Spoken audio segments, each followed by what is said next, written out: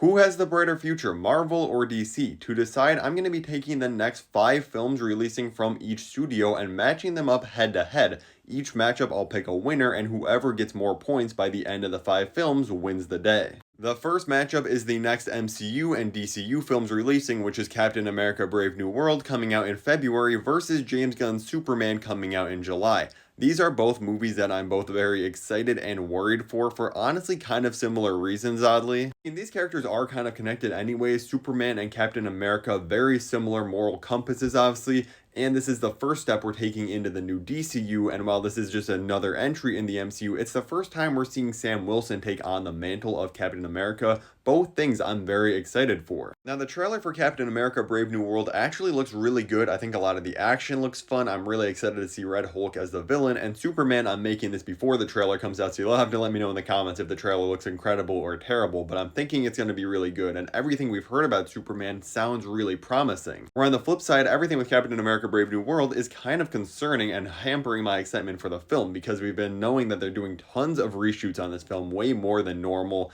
It's gone through tons of different test screenings and it keeps getting negative responses, so they keep just butchering up this movie pretty much. And I'm really worried that we're gonna get a version of Captain America 4 that's so far away from the original vision and what they actually filmed, just because the studio's trying to make this film that's dealing with like the political climate of the world appease to everyone, which is just not gonna work. Hopefully it's not a studio hack job and it's a good film anyways, but I think I'm gonna have to give the first point to DC, because like I said, James Gunn seems like he cares so deeply for this character. There seems to be so much love going into this film, and I feel like it's truly going to be an all-time great start to the DCU because he knows it has to be. The next film releasing from each studio is Marvel's Thunderbolts, which is obviously this anti-hero team-up with Yelena, Bucky, we got the Red Guardian, and a whole lot more, versus James Gunn's Supergirl of Tomorrow. Now, he's not going to be directing it, but we know he's in charge of everything DC. This doesn't come out until 2026, but it's still the second DCU film ever. Now, again, this is kind of unfair because while we don't have a trailer for Supergirl or even them starting filming, we really don't know anything about this besides the comic that it's going to be loosely based on. Thunderbolts has a full-on trailer and actually looks pretty enjoyable. Plus, I'm kind of intrigued by the whole idea of the Thunderbolts because there's all these different anti-heroes being set on the same mission by different people, and kind of trying to figure out the bigger mystery going on there could be very cool, even if it does kind of sound like a bootleg Suicide Squad that's going to be PG-13 instead of R. Well, we don't have any official information really about Supergirl. We do know one thing, that Millie Alcock has been cast as the character, which I think is just an A++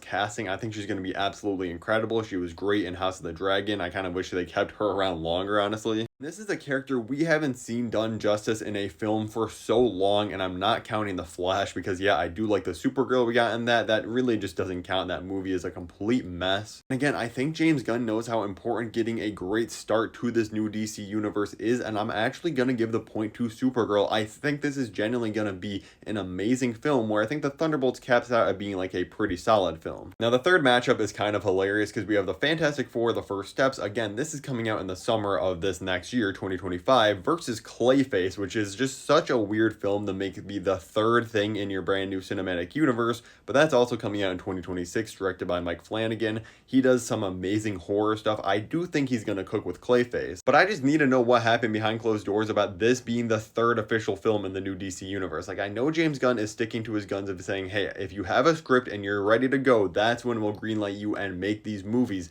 But I feel like some things you gotta put on the back burner a little bit until we at least get a Batman in the DCU. Imagine if the MCU started off with like Iron Man, the Incredible Hulk, and then you got like a Baron Zemo solo movie or something as a third thing. That would be so weird for the general audience. Plus, I think they absolutely nailed the casting of the Fantastic Four. These are such good characters that deserve so much better than what they got, and I do think that first Fantastic Four movie isn't terrible, but it's definitely far from a masterpiece, and I genuinely think this has a chance to be one. We also know we're finally going to be getting Galactus in this movie, which is just going to be absolutely epic to see if they don't power him down. I need to see Galactus just full-size eating planets, being an absolute almost unbeatable menace, and honestly let my homie Galactus win at the end of the movie. We'll also probably get our first look at Robert Downey Jr.'s Dr. Doom, whether it's through a post-credit scene or something earlier, some interaction he has with the Fantastic Four, which is going to be crazy to see. I'm buying all into the score of the movie. It sounds incredible. The whole retro aesthetic vibe that they're going for looks great. I am so hyped for this movie. So if you couldn't tell, yeah, Fantastic Four easily gets this point Flashpoint over Clayface. I do have hope for that movie. It's just such an odd decision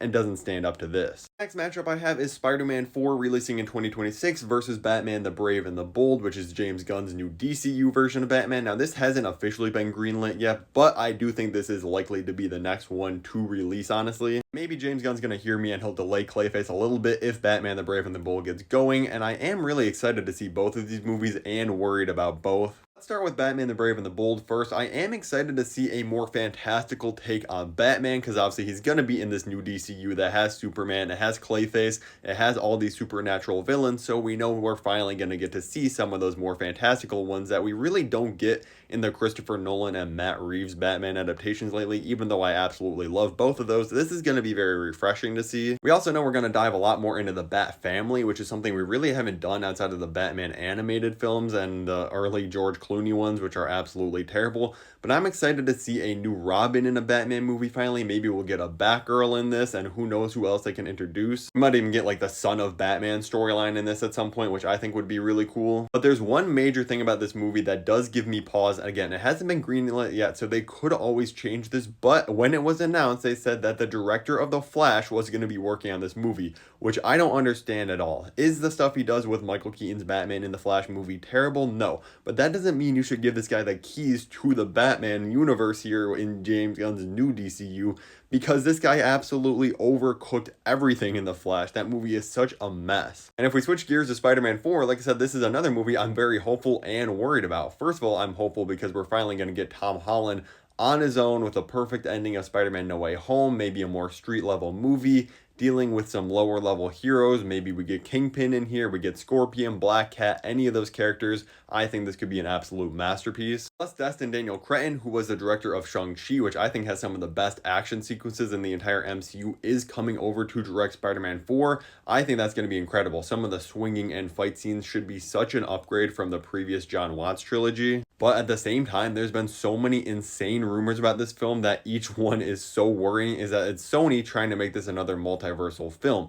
whether that's putting in their own Venom and Kraven the Hunter or other characters from their villain universe, or if they want just Tobey and Andrew back in this film, because we know Spider-Man No Way Home almost made $2 billion and Sony sees the dollar signs. Latest rumors coming out the other day was that like Ghost Rider and Daredevil was going to be in this. I do think Daredevil would be cool, but I don't know if I want Ghost Rider in this Spider-Man movie. I kind of just want Spider-Man on his own. But ultimately, I have to have faith in Kevin Feige and think that Spider-Man 4 is going to be as incredible as I think it can be, and give Marvel a point here over Batman the Brave and the Bold, which leaves us at a score of 2-2 going into this absolute heavyweight of a round of Avengers Doomsday versus the Batman Part 2, both films releasing in 2026, and these are both going to be absolutely massive. Let's start with Avengers Doomsday. I was one of the biggest defenders of RDJ being cast as Dr. Doom. I was like, I think they can do something very unique and just have him play some completely different character, not make him just like some Iron Man if he went evil or anything like that. And I defended this choice. I thought the Russo brothers were going to cook, and I still think they can cook.